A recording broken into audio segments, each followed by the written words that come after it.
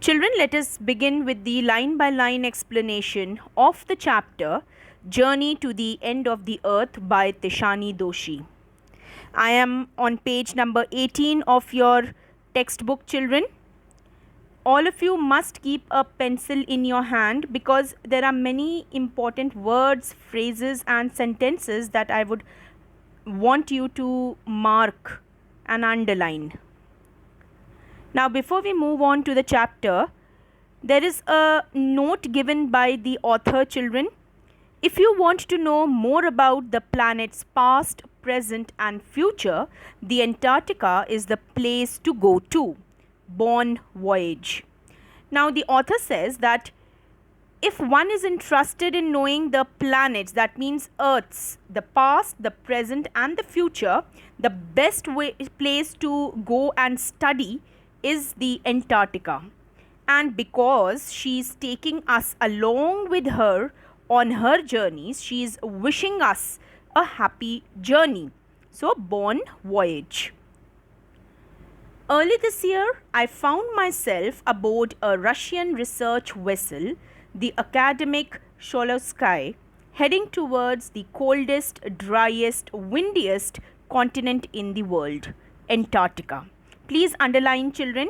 Now, what is the author saying? That early this year, what did she do? She had aboard a Russian research vessel, and the name of that vessel, it was a special vessel, children, which was traveling all the way to Antarctica, and its name was Academic Sholosky.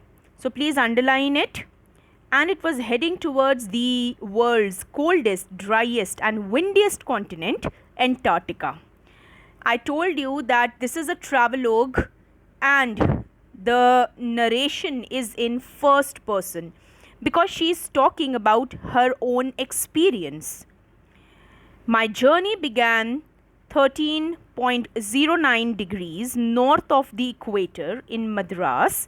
Children, Madras, now known as Chennai, and involved crossing 9 time zones, 6 checkpoints, 3 bodies of water, and at least as many ecospheres. So, 9 time zones, 6 checkpoints, and 3 bodies of water. Children, the different continents, they have different time zones, right? Okay, 6 checkpoints and 3 water bodies. Children, the bodies of water over here refers to the seas and the oceans that she had to cross on the way, and at least as many ecospheres. Now, ecospheres, our Earth, it has major ecospheres are the lithosphere, the atmosphere, the hydrosphere, right? It is the interaction between the living and the non-living components. So, this is a brief description that she gave, that all these places and the time zones and the various seas and oceans she had to cross in that special vessel, the Russian vessel that was traveling all the way from Chennai to Antarctica. Let us continue. By the time I actually set foot on the Antarctic continent, I had been traveling over 100 hours in combination of a car, an aeroplane, and a ship. Please underline, children. So, what is Tishani saying? That she did not only travel in that Russian research vessel, but her journey was a combination of a car, an aeroplane, and a ship, and she traveled for 100 hours. My first emotion on facing Antarctica's expansive white landscape and uninterrupted blue horizon was relief. So, in spite of traveling for 100 hours, she did not feel exhausted. Once she reached Antarctica's expansive white landscape, why white? Because it is covered with snow. The polar regions, children, it is covered with snow. So it was an expansive. Expansive means it was, the whiteness was spread far and wide. Wherever one would see, it was only and only ice, snow. So expansive white landscape and uninterrupted blue horizon and blue sky. So that gave her relief, peace of mind, followed up with an immediate and profound wonder, and she was highly surprised at its intensity. Okay, and she just could not believe this, that such a place exists, which was a profound wonder for her. Wonder at its immensity, its isolation. Immensity means, children, please underline the word immensity, children, extremely large area. So it was an extremely large area covered with snow. Its isolation, okay, all isolated, deserted, you can say, not a single human being over there, but mainly at how there could ever have been a time when India and Antarctica were part of the same landmass. Now, what the author further adds, she says that I was surprised, but it is true, the past was true, that India and Antarctica were once a part of the same landmass. So, in the past, India and Antarctica were the same landmass. Then, with global warming, it melted and the two continents separated into two different landmass. Okay. Now, part of history, 650 million years ago, a giant amalgamated southern supercontinent, Gondwana, did indeed exist. Please underline, children. Now, she is talking about the history. Now, in the line above, she has said that she was highly surprised, but this was a fact, that India and Antarctica in the past were part of the same landmass. Now, here she goes on to explain a little history here. 650 million years ago, a giant amalgamated, underline the word amalgamated, children. It means a combination of southern supercontinent. Now, supercontinent over here, children, it is each of the several large land masses, notably, and what are those land masses? These are notably Pangaea, the Gondwana and Laurasia.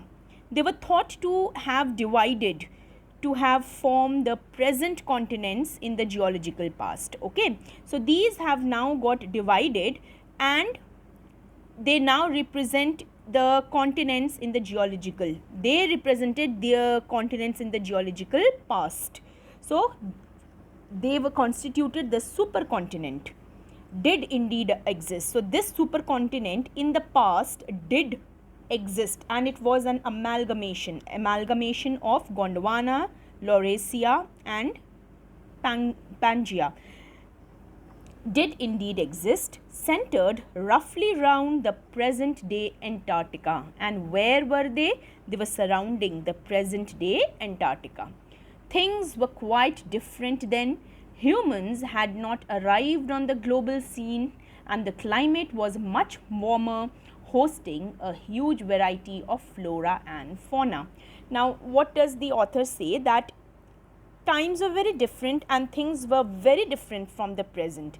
Humans had still not arrived on the global scene and the climate at that time was much warmer. And if the climate was warmer, children, at that time, it did help in the growth of certain flora and fauna. Okay, so there were chances of survival of these flora and fauna.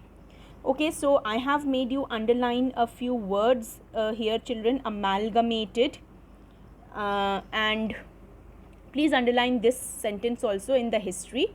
Things were quite different then. Humans had not arrived on the global scene and hence the climate was apt and it did support a huge variety of flora and fauna. Okay. For 500 million years, Gondwana thrived, but around the time when the dinosaurs were wiped out and the age of the mammals got underway, the landmass was forced to separate into countries, shaping the globe much as we know it today. Now, children, this is pretty easy to understand. There is not much to explain, okay? But still, I am explaining it to you. For 500 million years, Gondwana thrived. Now, the history that Tishani has just talked about she says that it existed, it thrived. Thrived means it existed for around 500 million years. But around the time when the dinosaurs were wiped out and the age of the mammals got under, means when the dinosaurs became extinct and the mammals got underway, means the extinction of the dinosaurs led to the coming of the mammals, the landmass was forced to separate into countries. Now, if the landmass, the main landmass, children, the supercontinent, it was disintegrating, it was separating into countries, that means what was happening? Of course, environmental changes were taking place. The temperature was now not apt for the dinosaurs to survive. That's why they became extinct. And this change in the ecosystem, in the environment, led to the entry of mammals. The landmass was forced to separate into countries, shaping the globe as we know it today. So that disintegration led to a different shape of the globe altogether that we can see today. To visit Antarctica now is to be a part of that history, to get a grasp of where we have come from and where we could possibly be heading. So what is she saying? That to visit Antarctica now, please underline very, very important lines of the chapter. To visit Antarctica now is to be able to be a part of that history. Okay, we can understand that today whatever we are seeing of Antarctica, previously it was not so. To get a grasp of where we have come from and where we could possibly be heading. Of course, children, global warming is a bitter reality. What is it leading to? It will definitely lead to much more disintegration, melting of the ice, of the snow, and hence it will further get divided, that area called Antarctica, and again it will lead to a different shape of the globe, which we can predict in the near future. It's to understand the significance of Cordilleran folds and the Precambrian granite shields, ozone and carbon evolution and extinction. Now, these are all are terms in science and geography that you must have read. So, the folds over here that are being talked about, children, of course, if there was disintegration, there was shrinking and coming close also of these land masses. Now, if two land masses are coming close and they are merging into each other, it led to the formation of folds, and these folds gave rise to mountains also, children. And the Precambrian granite shields, the granite, the rocks, and the ozone and carbon evolution and extinction. You know carbon dating, children, and how is carbon dating done? It is done, when the fossils, extinction leads to what? Formation of the fossils. How did we come to know about the dinosaurs? From the fossils. Through the carbon dating procedure, which told us that they existed millions and millions of years ago. So, ozone, the carbon dating, the evolution and extinction, all can be read, can be studied if one comes to Antarctica. When you think about all that can happen in a million years, it can get pretty mind-boggling. So, what is he saying? What is she saying? She's saying that, it's very difficult to believe, but this is the truth. And if you press hard yourself, your mind, to understand the facts of how this earth, this present world came into existence, it will be pretty mind-boggling. Mind-boggling means it will disturb you, or it will, introduce you to questions, the answers to which cannot be easily found. So you will stay perplexed, you will stay confused, and there will be many questions, the answers to which you will be seeking. Imagine India, pushing northwards, jamming against Asia to buckle its crust and form the Himalayas. So, like I told you, if the continents were disintegrating, children, then there were some continents, some areas which were coming closer to each other, thrusting into each other. And example is given over here, India jamming against Asia.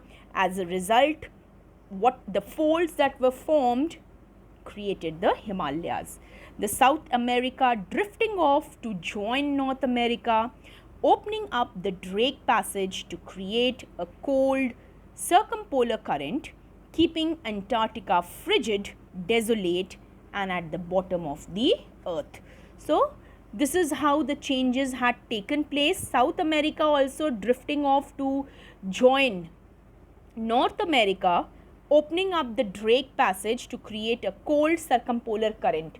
So, again, some passages, some routes also got formed because of these movement of the different continents, keeping Antarctica frigid, desolate, and at the bottom of the world. Of course, Antarctica remained over there desolate, because from that landmass only, children, the different lands, the different areas were disintegrating. Okay, and Antarctica, it lay at the bottom of the world.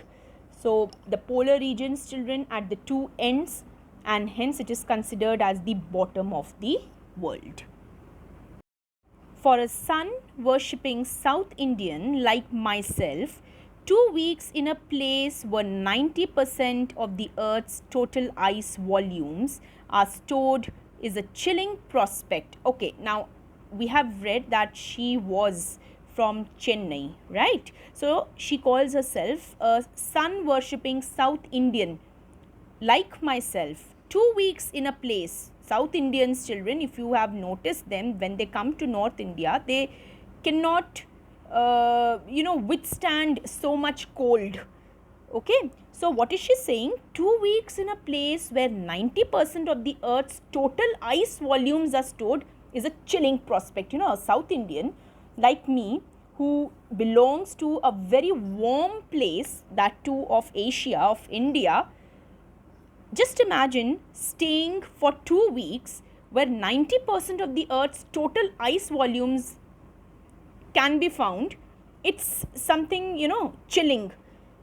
A chill runs down my spine when I think about this. If I've undertaken that expedition of 2 weeks, I have to spend my time in that area which is covered with 90% of the world's ice. Not just for circulatory and metabolic functions, but also for the imagination. So, what she says, that it is not only difficult and chilling prospect for me as a person, but my circulatory, my metabolic functions, everything would undergo a change. Everything would definitely feel the impact. Why? Because my surrounding, my temperature, my ecosystem has completely changed. So, all this was like a chilling prospect for me.